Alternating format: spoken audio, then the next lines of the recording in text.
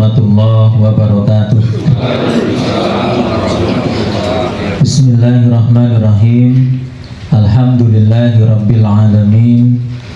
Wassalatu wassalamu ala asyrafil anbiya'i wal mursalin wa ala alihi wa sahbihi ajma'in, amma ba'du. Yang saya hormati para bapak-bapak jamaah sekalian, yang mudah-mudahan insya Allah selalu dalam lindungan dan rahmat Allah Subhanahu wa Ta'ala.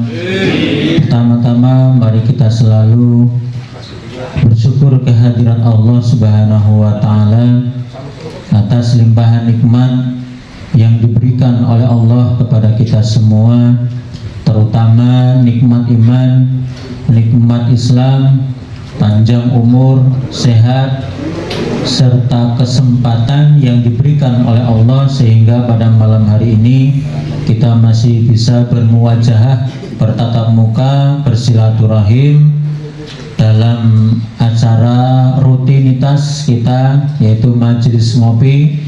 Mudah-mudahan apa yang kita lakukan, yang kita niatkan mendapat ridho dan balasan dari Allah Subhanahu wa Ta'ala. Salawat beserta salam mari kita selalu sanjung agungkan kepada junjungan kita Nabi Muhammad sallallahu alaihi wasallam. Mudah-mudahan kita semua yang hadir di sini, khususnya kelak di akhirat nanti, akan mendapatkan syafaatul uzma dari kanjeng Nabi Muhammad sallallahu alaihi wasallam. Amin, Allahumma amin. Para jamaah sekalian yang saya hormati, Al-Qur'anul Karim diturunkan oleh Allah Subhanahu wa Ta'ala ini memuat beberapa isi. Salah satunya adalah isi Al-Quran adalah tentang sejarah untuk manusia setelahnya ini bisa mengambil sebuah ibarat atau sebuah iktibar untuk lebih melangkahnya, untuk lebih berhati-hati, untuk lebih baik. Nah, di sini saya akan membacakan sebuah makalah dari Muhammad bin Ad-Dawri, yaitu syaqiyun atau syaqa iblis bi khamsati asya'a. Jadi iblis ini celaka itu karena 5 perkara. Iblis pada awalnya ini adalah termasuk hamba Allah yang taat kepada Allah Subhanahu wa Ta'ala. Akan tetapi akhirnya iblis ini dilaknat oleh Allah Subhanahu wa Ta'ala karena sesuatu dosa yang dia lakukan atau kesalahan yang dia lakukan. Sehingga apa? Sehingga iblis ini celaka selama-lamanya. Nah, ini karena 5 perkara. Ini karena 5 perkara. Yang pertama adalah lam yukiru bidzambi. Yang pertama, iblis ini celaka dan dilaknat oleh Allah Subhanahu wa Ta'ala karena iblis ini tidak mau mengakui dosanya. Tidak mau mengakui dosanya. Dosanya ini apa? Sehingga iblis ini tidak mau mengakui dosanya. Sebenarnya kalau dilihat, ya tidak berat-berat amat dosanya. Hanya tidak mau menghormati Nabi Adam alaihissalam, itu saja sebenarnya. Nah, ini di dalam Al-Quran surat Al-A'raf, walaqad khalaqnakum tsumma sawwarnakum tsumma qulna lil malaikati isjudu li Adam fasajadu illa iblis lam yakum minas sajidin. Nah, ini jadi sungguh telah kami menciptakan kamu, yaitu Nabi Adam, kemudian membentuk tubuhmu, kemudian kami berfirman kepada malaikat, bersujudlah kamu kepada Adam, maka mereka pun sujud kecuali iblis, dia tidak termasuk mereka orang-orang yang bersujud. Nah, Lalu Allah bertanya kepada iblis, qala ma mana'aka alla tasjuda id amartu. Apakah yang menghalangimu sehingga kamu tidak bersujud kepada Adam ketika aku menyuruhmu? Iblis berkata, aku lebih baik daripada dia. Engkau ciptakan aku dari api, sedangkan dia engkau ciptakan dari tanah. Nah ini, jadi dosa yang dilakukan oleh iblis ini sebenarnya tidak terlalu berat. Hanya saja dia tidak mau menghormati Adam, merasa lebih baik daripada Adam, karena dia diciptakan dari api, sedang Adam ini tidak diciptakan dari tanah. Nah ini, tidak mau mengakui dosanya, sombonglah. Maka iblis akhirnya dilaknat oleh Allah Subhanahu wa taala, diturunkan dari surga. Lalu iblis berkata, engkau telah melaknat, maka saya minta tangguh sampai hari kiamat. Saya akan mencari teman sebanyak-banyaknya dari golongan Adam. Nah ini, jadi tidak mau mengakui dosa. Ini sebabnya iblis ini adalah celaka. Lalu di sini dijelaskan lam yaqtarif bihi ala nafsi. Jadi iblis ini tidak mau mengakui tentang kesalahannya atau dosa-dosa yang tidak dilakukan. Lalu yang kedua, walam yamdum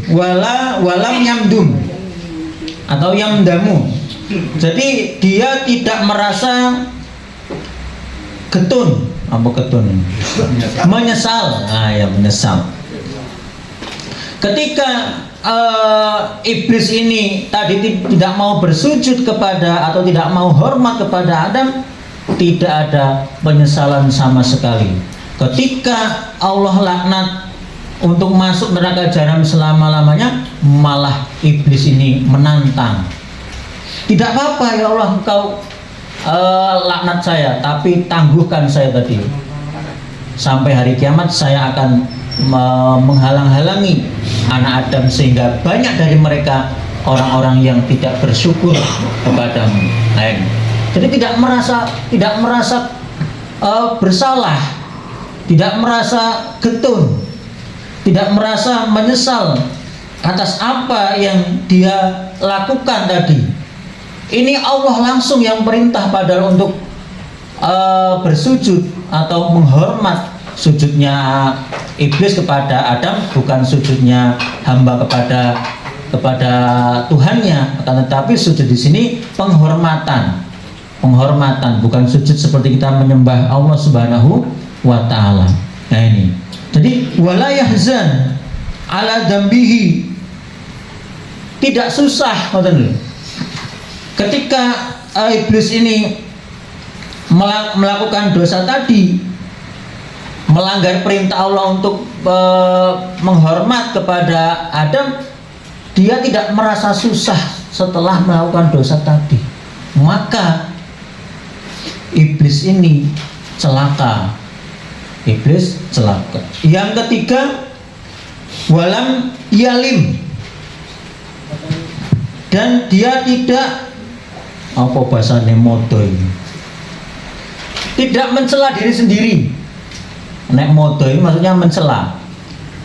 Walam yalim nafsahu, dia tidak mencela dirinya sendiri. Ketika iblis ini melakukan dosa, dia tidak mencela kepada dirinya sendiri. Senek sorangan ini, aku goblok banget sih. Kok aku iso koyo ngene? Kepiye gini? Nah, seperti itu.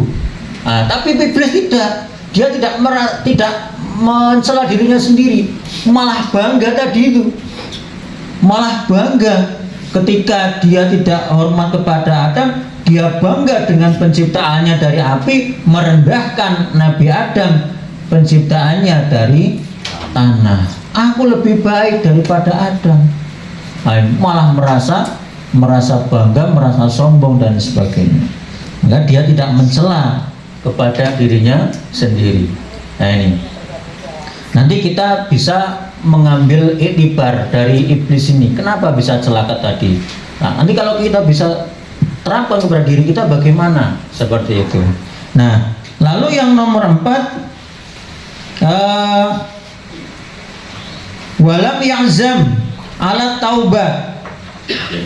Dia tidak punya tujuan untuk bertaubat setelah melakukan dosa tadi. Dia tidak mengakui dosanya, lalu tidak menyesal, tidak susah ketika dia melakukan dosa. Dia tidak mencela dirinya sendiri. Lalu yang keempat, dia tidak punya tujuan untuk bertobat. Ngopo tobat? Soalnya wis kadung dilaknat nyemplung pisan. Hai, ini iblis seperti itu. Sudah kadung dilaknat oleh Allah Subhanahu wa taala, ya sudah nyemplung pisan, minta ditangguhkan umurnya sampai hari kiamat. Nanti iblis ini akan menggoda anak Adam sampai hari kiamat nanti untuk mencari teman sebanyak-banyaknya untuk menemani dirinya di neraka jahim. Nah ini, jadi tidak merasa tidak punya tujuan untuk bertobat, hatinya tidak ada kerentek untuk bertobat. Ini akhirnya iblis tadi itu celaka, dilaknat oleh Allah Subhanahu wa taala.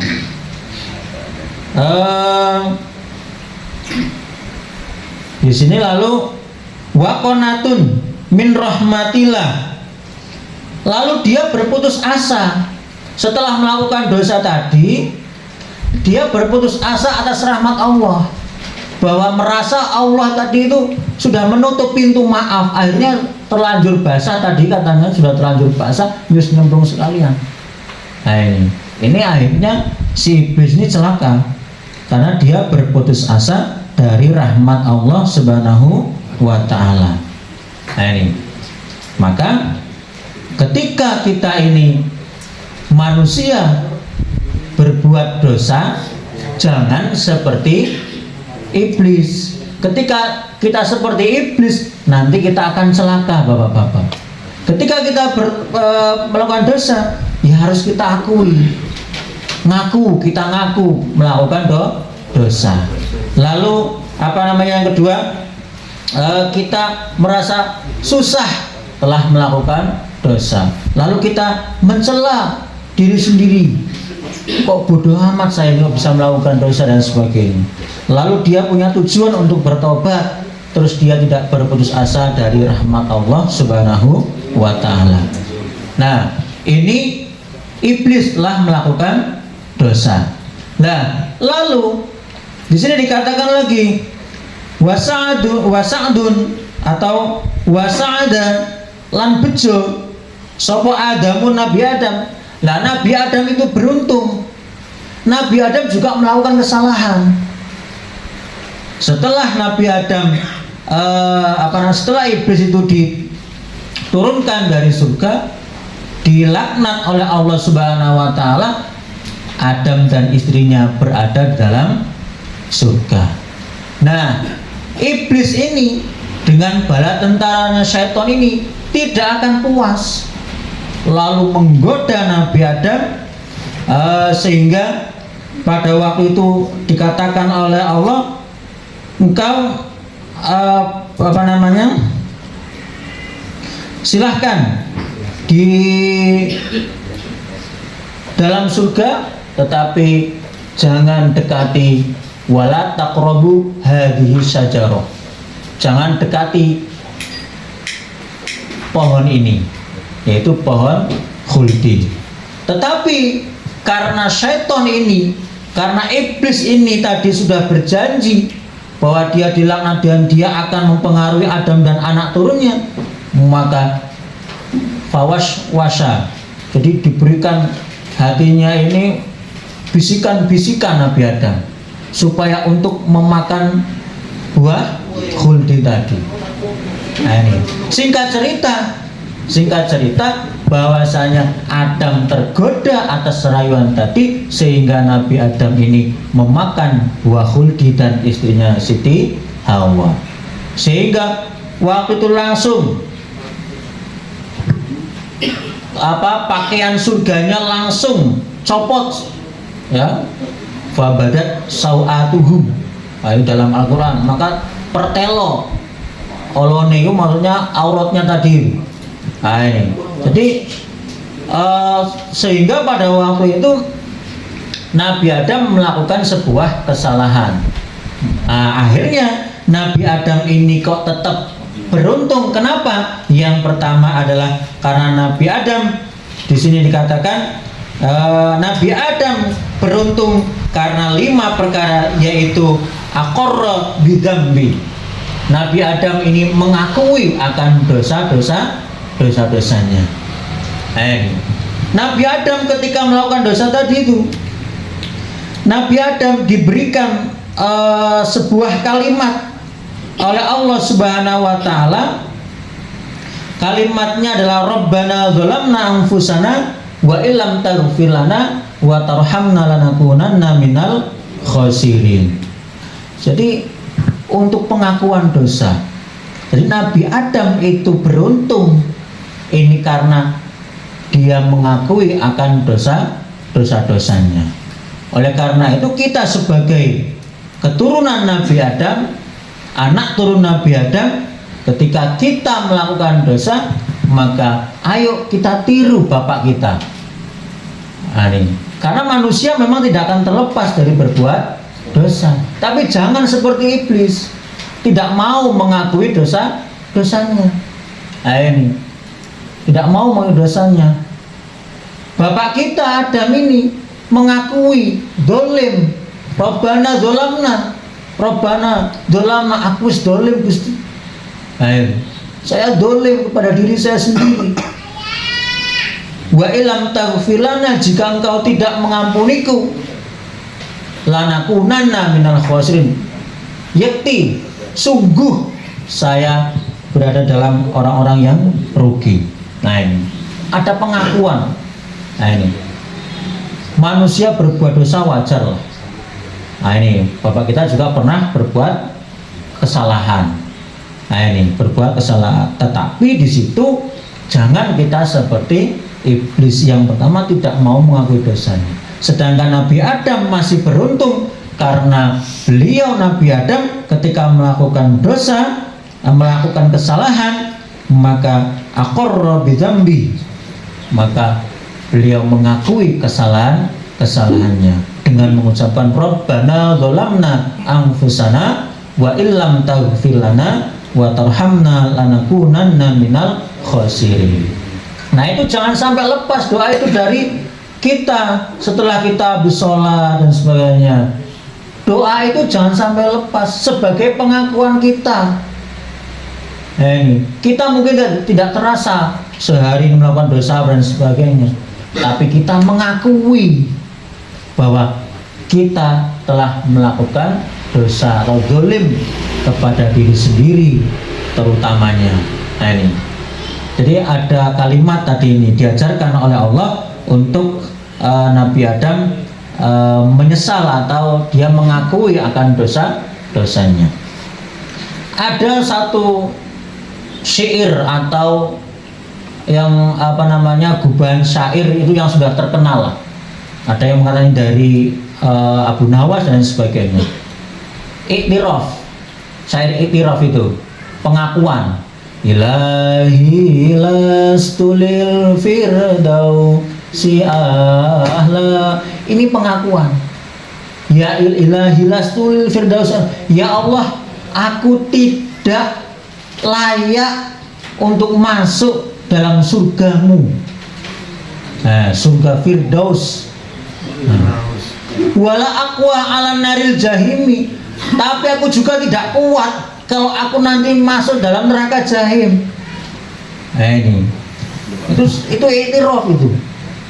Ya, doa iktiraf. Maka ini fahabli taubata waghfir dunubi, maka berilah aku ini taubat dan ampunilah dosa-dosaku. Fa innaka ghafirudz dzambil azim, sesungguhnya engkau adalah zat pengampun dosa. Dilanjutkan, dzunubi mithlu a'dadir rimali fahabli taubata yadal jalali wa umri naqisun fi kulli yaum wa dzambi zaidun kayfa ihtimali. Dzunubi mislu adadil mali, dosa-dosaku ini sebanyak pasir di lautan ya Allah. Fahabli taubatan ya dzal jalali, maka berilah aku taubat, berilah aku taubat ya dzal jalali, wahai Zat yang maha agung. Wa umri nakisun, umurku setiap hari berkurang. Wa dzambi zaidun, tetapi dosa-dosaku setiap hari itu bertambah. Ini sebuah pengakuan dosa. Nah ini, jadi enggak layak masuk surga, tapi yo ora kuat mlebu nang neraka. Nah ini, umurku bertambah setiap umurku berkurang setiap hari, tapi dosa-dosaku bertambah setiap hari. Kaifah imali, bagaimana saya membawanya ya Allah? Bagaimana saya membawanya? Ini syair sudah sudah tren lah. Ini judulnya Iktiraf kalau ini. Ilahi abdukal asyataka, ilahi ya Allah, ya Tuhanku, abduka hambamu ini, al-asi yang durhaka, ataka datang kepadamu ya Allah. Hambamu yang penuh dosa, penuh maksiat ini datang kepadamu ya Allah, mukiron, untuk mengakui fi dzunubi dalam dosa. Nah ini, terus dan lain sebagainya. Intinya ketika kita melakukan dosa ini, jangan sampai kita tidak mau mengakui dosa itu. Jangan sampai seperti iblis. Nabi Adam, bapak kita, melakukan kesalahan. Yang pertama tetap mengakui akan dosanya. Atau bisa juga dengan doanya Nabi Yunus. La ilaha illa anta subhanaka inni kuntu minadz zalimin. Mau kadang-kadang ngeblank juga ini. Ngopi. Nah ini, atau dengan doa itu boleh. La ilaha illa anta subhanaka inni kuntu minadz zalimin. Ini kalau ini waktu saya di pesantren, doa ilahi lastul firdausi ahla, ini suruh dibaca sehabis Jumatan 7 kali. Ini kalau waktu saya di pesantren. Nah ini, habis Jumatan setelah Fatihah 7, Falak Binas 777, lalu doa ilahi lastul ini, lalu doa lunasi utang. Nah, itu dulu ijazahnya seperti itu. Jadi ya sampai sekarang ya masih saya lakukan. Nah ini, jadi ada pengakuan dosa. Nah terus yang kedua, Nabi Adam orang yang beruntung. Yang kedua karena apa? Di sini dikatakan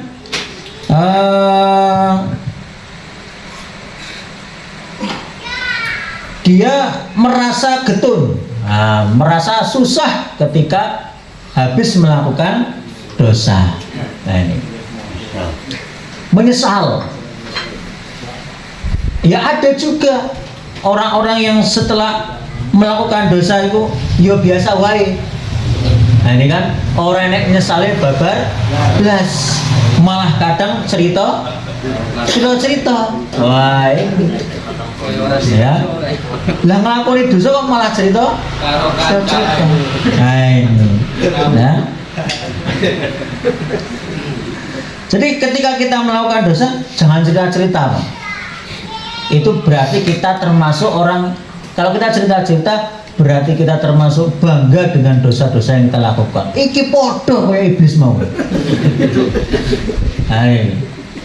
Podo kayak iblis sih. Nek wong Jawa ngomongnya duwe iblis, belis. Ada kan? Maka ketika kita melakukan dosa, wes cukup kita dan Allah yang tahu, cerita-cerita. Ini saya juga pernah melakukan dosa, mungkin yang nggak tahu ya rahasia aku. Kan gitu. Jangan cerita-cerita. Cerita ini bentuk dari kesombongan. Ngelakoni dosa kok sombong. Sombong cerita atau bangga dengan dosa-dosa yang dia lakukan. Harusnya kan dia nggak bangga. Harusnya merasa susah. Kalau susah itu ya dipendam, jangan ceritakan. Nah ini, tapi ya masih banyak dari kita ini habis ngerti rawi, aku mau bareng ini, seolah-olah bangga ya. Nah itu kan, malah kayak piye gitu lah. Nah ini jangan. Jadi harus merasa susah atau ketun tadi setelah melakukan dosa. Ini wanadama alaihi tadi. Jadi Nabi Adam itu setelah melakukan dosa, beliau itu merasa bersalah, merasa susah, ketun dan lain sebagainya. Yang ketiga, ini ada hadisnya. Jadi man akhta'a khati'atan au aznaba dzamban tsumma nadima fahuwa kafaratuhu. Barang siapa yang melakukan kesalahan atau dosa lalu dia merasa bersalah, ketun, maka ketun tadi itu adalah sebagai kafaroh, peleburnya. Nah, ketun ini mau ciri-ciri nih, ojo cerita. Terus bareng nglakoni apa wae yo pendem dhewe. Meneng wae. Cerita. Oke. Engko lek cerita, engko koncone weruh, engko cerita meneh dan lain sebagainya terus menerus. Oke. Nah, yang ketiga, walama nafsahu. Selamat datang Bapak Musanto. Ini ya ustadznya, gurunya anak saya. Walama nafsahu. Lalu Nabi Adam yang keempat ini adalah dia memodoh atau mencela dirinya sendiri. Kok iso ngakoni? Kok bodoh men aku iki. Kok iso tertipu dengan tipunya syaitan? Ya biasa nek wis nglakoni ngono kan kadang koyo ngono dhewe juga, ini kan. Jadi mencela dirinya, kok yo iso. Kok aku bisa melakukan itu? Jadi pada waktu itu dalam sebuah kisah, jadi Nabi Adam itu digoda oleh iblis dan setan tadi itu atas nama Allah. Atas nama Allah. Jadi ketika setan ini mengatasnamakan Allah, Nabi Adam ini tergoda bahwasanya ini betul karena sudah mengatasnamakan Allah. Maka ketika kita bersumpah mengatasnamakan Allah, tidak boleh itu untuk berbohong. Nah ini, jadi dia mencela dirinya sendiri setelah melakukan dosa. Lalu yang selanjutnya wa asro'a fit taubati, lalu dia cepat-cepat di dalam bertaubat. Tidak menunggu-nunggu, engko dhisik lah. Tidak, dia langsung ketika ini langsung bertaubat kepada Allah Subhanahu wa taala. Sudah bertaubat seperti itu masih dicoba oleh Allah Subhanahu wa taala. Diturunkan ke bumi dengan Siti Hawa, dipisah jaraknya yang jauh. Sampai ratusan tahun baru ketemu. Nah ini. Jadi Nabi Adam dengan Siti Hawa ini ketika diturunkan dari surga setelah melakukan kesalahan tadi itu tidak bersama-sama, Pak. Dicoba lagi oleh Allah. Satu di India, satu di Arab. Nah ini ratusan tahun. Lah nang dunya gedene kaya ngono kok meng wong loro, komplang-komplang wong loro. Lah golek sak dunya iku wong loro. Komplang-komplang. Ini koyo komplang-komplang ya apa sih komplang-komplang? Koyo kolek sak tetel kae ming loro. Singkong karo udin loro. Lah diudek yo angel. Nah, sak dunya iki lha ming loro, siji nang India, siji nang Arab. Golet-goletan. Ketemune kapan? Ratusan tahun. Sehingga pada waktu itu ketemunya di mana Pak Ustaz? Jabal Rahmah. Sehingga di situ adalah gunung pertemuan, ya, gunung pertemuan antara Nabi Adam dan Siti Hawa setelah ratusan tahun terpisah setelah diturunkan dari surga. Ini masih dicoba itu, padahal sudah bertobat terus bendino ini. Nah ini, woi, dia nanya Google Sherlock ya. Siti Hawa Sherlock, wah ya. Adam Sherlock, wah ketemu. Dia sih Mbak Google urung enak. Nah, terus walam yaknut min rahmatillahi. Lalu yang terakhir yang kelima adalah Nabi Adam itu tidak putus asa atas rahmat Allah. Walaupun berdosa bersalah, tapi masih mengharapkan Allah itu mengampuni dosa-dosanya. Itu namanya kita tidak putus asa dari rahmat Allah. Nah ini, ketika setan atau iblis tadi ini dia berputus asa, dia sudah berputus asa bahwa Allah sudah menutup pintu maaf, seperti itu. Nah ini, jadi akhirnya ya cilakalah iblis tadi. Lah Nabi Adam ini tidak berputus asa dari rahmat Allah, selalu terus berdoa, Rabbana dzolamna anfusana, Rabbana dzolamna, terus seperti itu. Ya, alhamdulillah akhirnya Nabi Adam juga mendapatkan ampunan dari Allah Subhanahu wa taala. Ini 5 perkara yang menjadikan setan atau iblis tadi dilaknat, cilaka, dan 5 perkara Nabi Adam itu tetap mendapatkan keberuntungan. Ini 5 tadi itu. Nah, kita sebagai anak turun Nabi Adam, ini kita tinggal contoh Nabi kita, Nabi Adam alaihi salam. Karena memang yang tadi yang saya katakan, mahal al insanu mahalul khata wa nisyan. Manusia itu tempatnya khata, kesalahan, wa nisyan, dan lupa. Tapi sebaik-baik orang adalah dia yang pernah melakukan kesalahan, lalu dia mau menyadari kesalahannya, lalu bertobat, tidak mau mengulangi lagi. Itulah sebaik-baik orang. Bukan orang yang tidak mau, yang tidak pernah melakukan dosa. Justru itu potensi akan melakukan dosa. Nah ini, jadi jangan bangga juga, wah pura-pura ngelakuin dosa. Wah ini potensi nih. Nah ini potensi. Nah ini potensi iblis itu menggoda melakukan dosa. Jadi sebaik-baik tadi itu orang yang adalah yang pernah melakukan dosa, lalu dia menyesali, mengakui,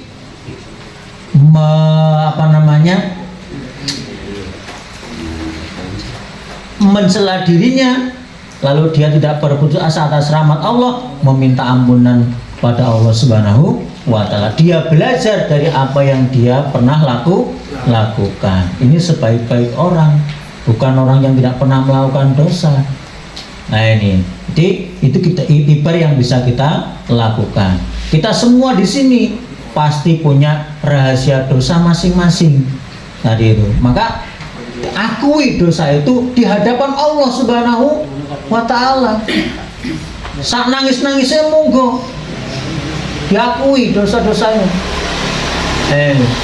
Merasa bersalah, tidak akan melakukan lagi, mencela dirinya, dan tetap mengharapkan rahmat Allah Subhanahu wa taala, supaya kita tetap mendapatkan keberuntungan seperti orang tua kita atau bapak kita Nabi Adam alaihi salam. Nah ini, tapi ada ulama yang mengatakan sebenarnya ini bukan sebuah dosa, hanya kesalahan karena tipu daya syaitan.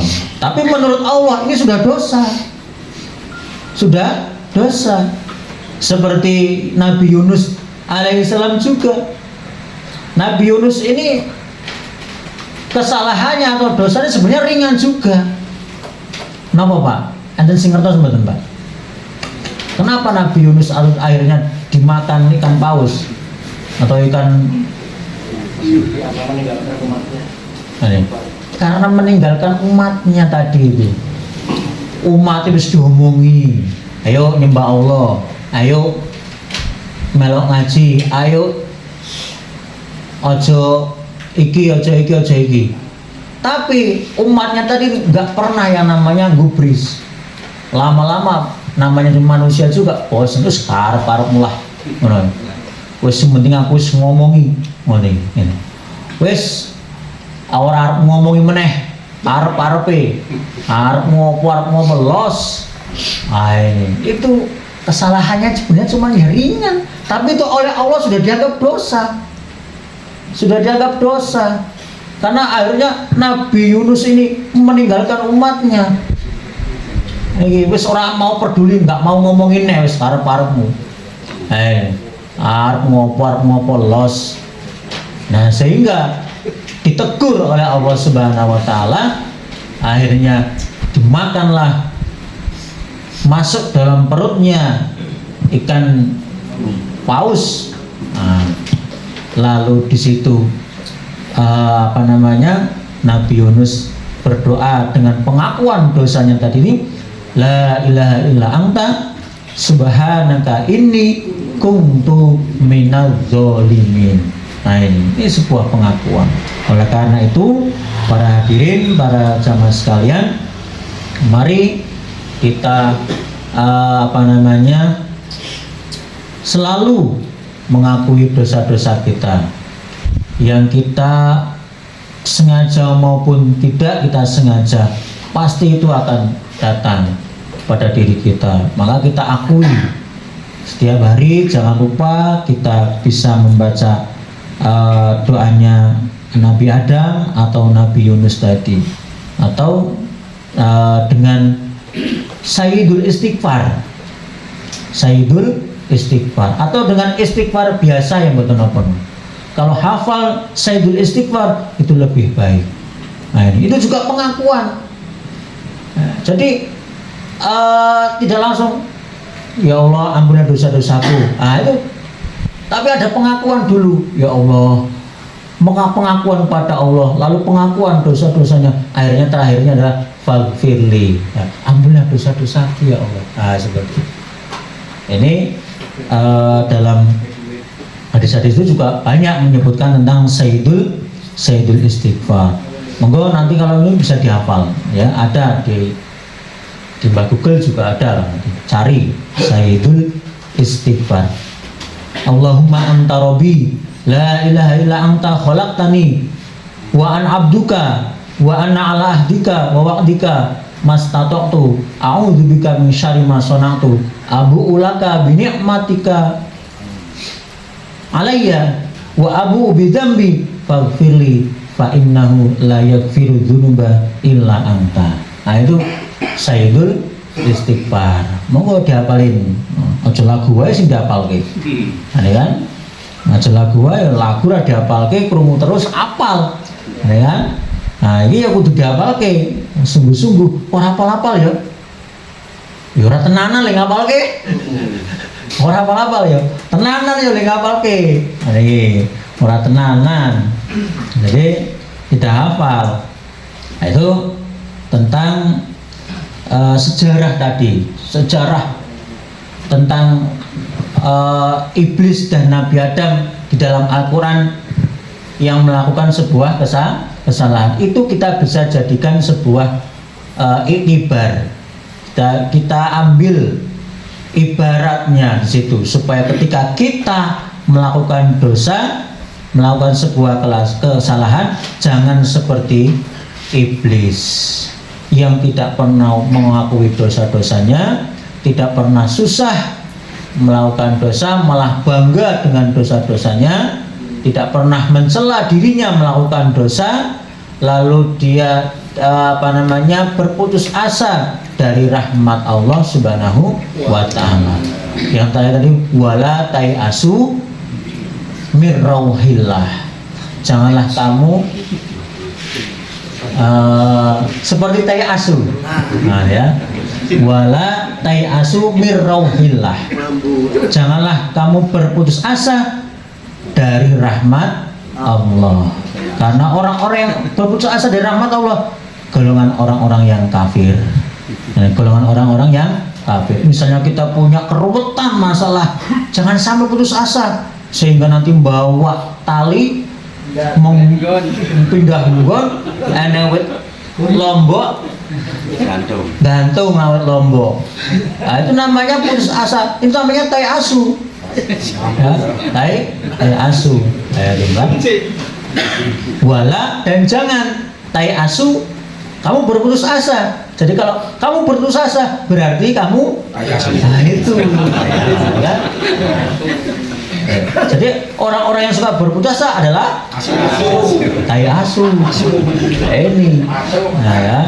Jadi jangan kita ketika punya masalah tetap kita punya Allah Subhanahu wa taala. Rahmat Allah sangat luas sekali. Nah ini Allah itu lebih didahulukan rahmatnya daripada ghadabnya.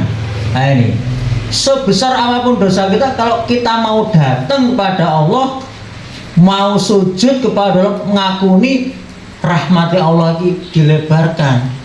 Nah ini padahal itu dosanya wis gede, tapi Allah nggak mendahulukan ghadabnya, marahnya tidak, tapi Allah dahulukan rahmatnya. Jadi makanya Allah itu adalah innallaha ghafurur rahim. Nah, jadi Allah itu Maha Pengampun dosa. Bapak-bapak yang saya hormati, demikian yang bisa saya sampaikan. Mudah-mudahan bermanfaat. Apabila ada penjelasan yang salah, saya mohon ampun kepada Allah Subhanahu wa taala dan memohon maaf kepada para hadirin sekalian. Mari kita akhiri majelis ini dengan membaca doa kafaratul majelis.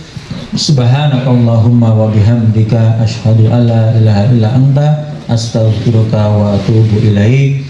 Assalamualaikum warahmatullahi wabarakatuh.